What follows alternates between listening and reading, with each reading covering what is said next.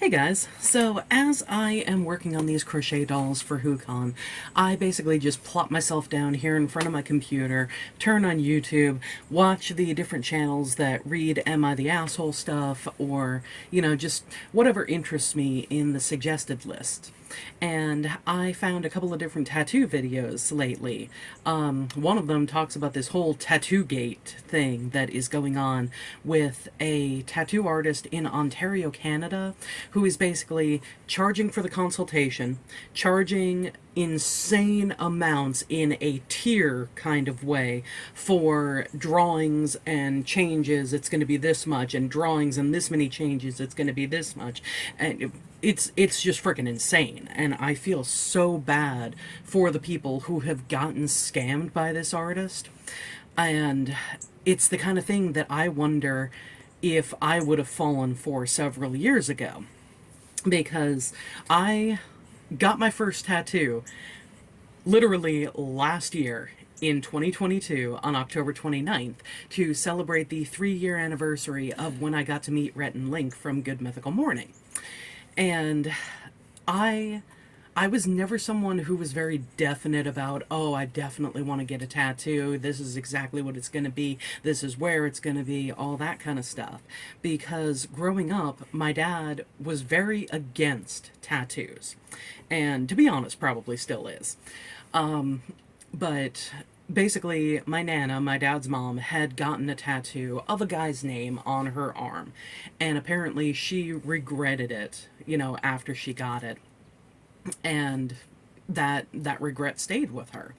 And my dad was very aware of it and everything. And he was also of the mindset that he didn't understand the point of putting something on your body that, okay, maybe you'll like when you're 20, but who knows if you'll even care about it when you're 40, or, doing something when you're 40, who knows if you're going to care about it when you're 60, all that kind of stuff. And while I was never against tattoos or people who had them, I very much grew up with the mindset of, I think they're interesting, but I don't know what I would definitely want permanently put on my skin if I ever decided on anything. Well, after I got into Good Mythical Morning, I decided on something. I know it's going to be inverted, but I got the GMM Flame and then Rhett and Link's names in their handwriting. Like this, it's not the autograph from the books or anything. They will release the newsletters monthly, and there were especially clear autographs from a couple of those monthly newsletters that I was like, okay, yes, this signature. And I like how, I kind of went with, because it's the GMM Flame, I kind of went with their names coming out from it as if they're the logs underneath the fire. And I'm thinking of a second tattoo on this forearm that is going to be the We're Still Good stamp that they have, and then line drawing pictures of the two of their faces from several years ago when Rhett's hair went up and Link's hair went down, and then current pictures underneath the We're Still Good. Current line drawing, rather, of the two of them. And I have that planned for October 11th this year because that's Rhett's birthday. But yeah, there are different videos that I'm looking at now, just out of interest, of things I wish I'd known before getting tattooed and stuff like that. And to get ready for this one, I watched a whole bunch of different things of don't do this when you're getting your first tattoo. And it was all stuff like, don't make huge last minute changes the day of anything. Have the definite thing in mind. Little tweaks and stuff like that aren't an issue. But if you're going with, a bouquet of roses with a ribbon around it, don't go into the appointment the morning of and be like, oh, by the way, I'd rather they be tiger lilies and, leaves instead of roses and ribbons. Because it's like, then they have to spend all that time doing an entirely new drawing, and it's just not good to do. I mean, tattoo artist time, like just artists' time in general, but tattoo artists, their time is worth money, just like anybody else's. And the talent that it takes to do the drawings that they then put on people's skin, that should be compensated. But, again, I will say if you want something permanently on your skin, then know what you're getting into and get what you want on your skin.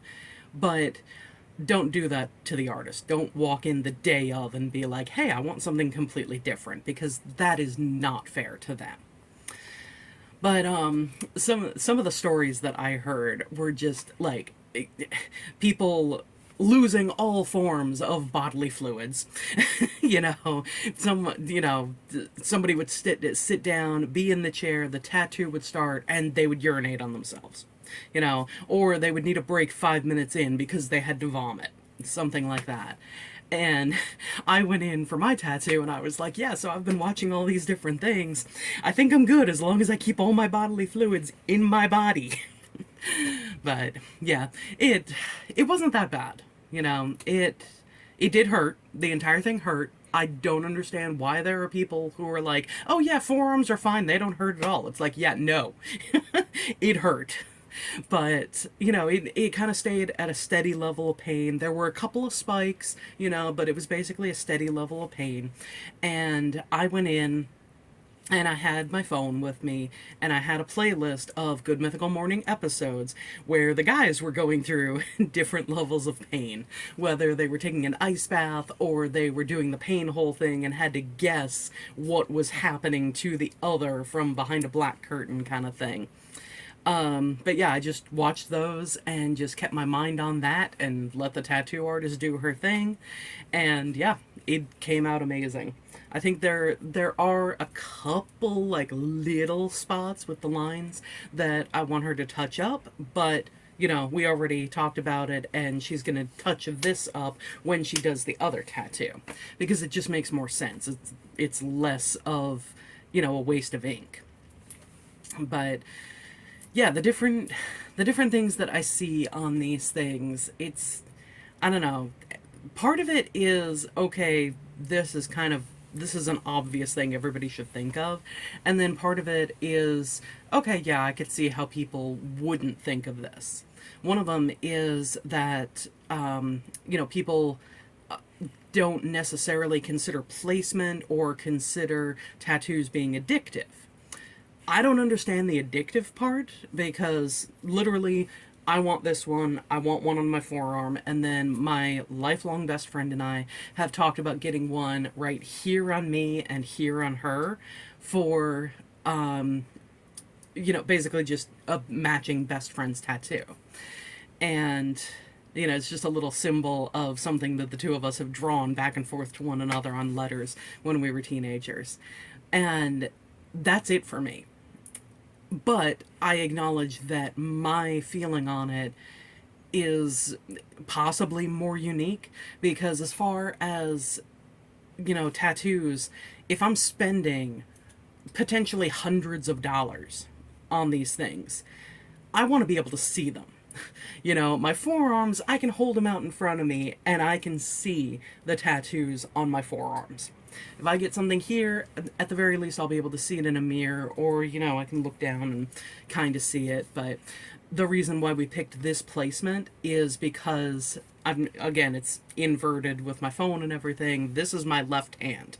I know it looks like I'm holding up my right, but this is actually my left hand.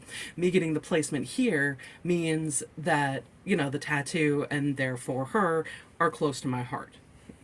And the reason that she's getting it on the opposite side for her is because she already has a tattoo on this side. And this way, when we stand next to one another, facing one another, the tattoos will be on the same side. But yeah, for me, there is only so much real estate that I could logically get a tattoo and be able to actually see it without using mirrors or, contorting my body in some weird placement kind of thing, to be able to actually see whatever image it is. I mean, I could do my legs, but, I'm not that interested in doing that. And plus I wear jeans all the time, so I don't know how that would work with healing it. I wouldn't want to damage something that, again, I just spent, potentially hundreds of dollars on, and, you know, it gets ruined because I've got denim rubbing on it. That would suck. But yeah, I don't really know how to end this. I'm looking forward to getting the second one. It's going to be 2 days before I go to New York Comic Con, so that's going to be interesting. But the dates that I get these things they're important to me. I love the symbolism kind of thing. And I almost wish that I was able to get something, even if it was just half of the image or something like that. I wish I was able to do it on June 1st, because that is Link's birthday. But I'll settle for getting the entire thing done on Rhett's birthday on October 11th, 2 days before New York Comic Con. So yeah, that's going to be interesting. Oh well, if this one is any indication, this one shouldn't hurt that much. It'll be protected by the medical tape stuff that my tattoo artist used for this one. So, hopefully things will be okay, and I will just have to be extraordinarily careful because, New York Comic Con, at least it's going to be on the inside of my arm, so I'll be able to keep that closer to my body and protect it and everything. Anyway, if you have favorite tattoos and you've made it to the end of this video, let me know what they are. I'd love to hear about them. Let me know what you think about placement and, all that different stuff. See you later, guys. Bye.